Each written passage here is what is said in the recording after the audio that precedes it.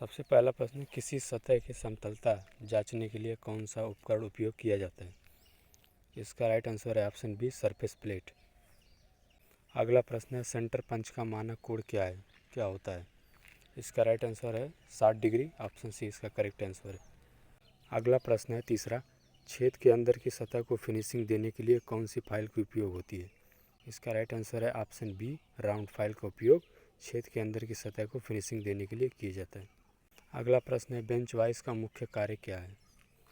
इसका right answer है option A, workpiece को पकड़ना।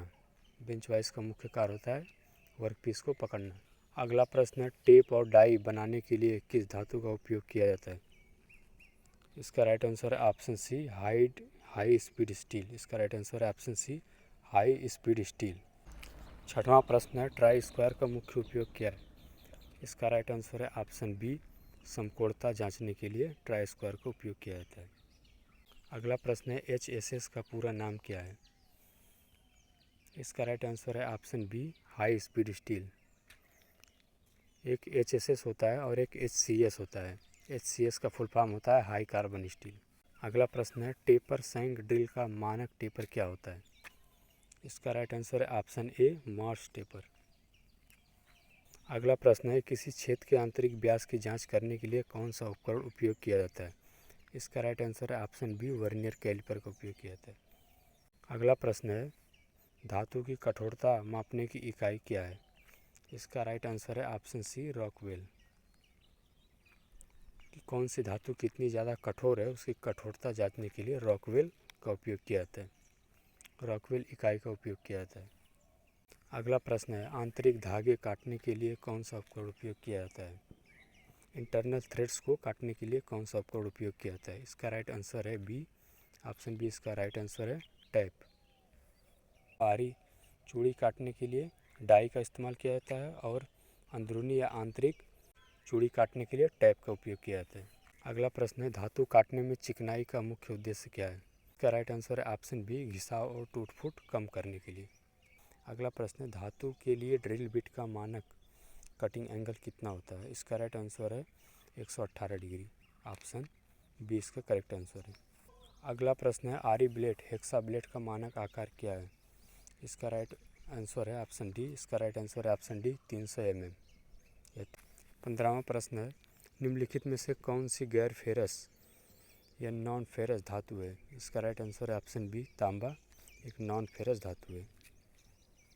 अगला प्रश्न है, रीमर का मुख्य कार्य क्या है? तो इसका काम होता है छेद को बड़ा करना और फिनिश कर देना। इसका राइट आंसर ऑप्शन बी, छेद को बड़ा करना और फिनिश देना। अगला प्रश्न है, एनीलिंग का मुख्य उद्देश्य क्या है? इसका राइट आंसर है धातु को मुलायम बनाना। Option C is correct answer इसका। 18वां प्रश्न है, कौन सा मापने का उपकरण 0.01 mm तक की सूक्ष्मता लिस्ट अकाउंट प्रदान करता है? इसका राइट आंसर है ऑप्शन बी, माइक्रोमीटर, जिसका लिस्ट काउंट होता है 0.01 mm। अगला प्रश्न है दोस्तों 19वां, स्क्राइबर का उपयोग किसके लिए किया जाता है? इसका राइट आंसर है ऑप्शन सी, धातु की सतह पर चिन्ह लगाने के लिए स्क्राइबर का उपयोग किया जाता है।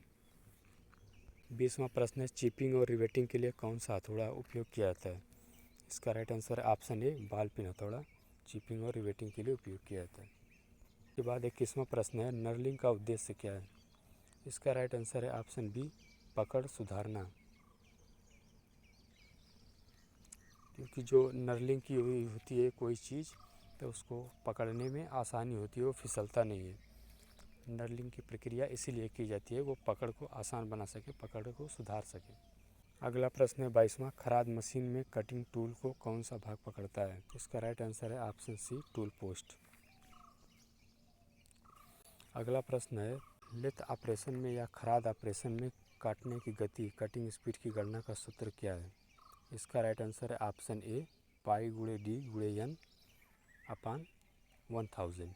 ये इसका फार्मूला है, पाई गुणे डी गुणे एन बटे 1000। अगला प्रश्न है, वी थ्रेड का मानक कोण क्या होता है? इसका राइट आंसर है ऑप्शन डी, 60 डिग्री। लास्ट प्रश्न, दो धातु के टुकड़े को जोड़ने के लिए कौन सी प्रक्रिया उपयोग की जाती है?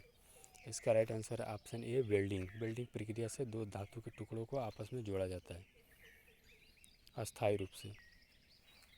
ये प्रश्न ITI फिटर प्रथम वर्ष के लिए बहुत उपयोगी है। अगर आपको और प्रश्न चाहिए तो बताएं कमेंट करके।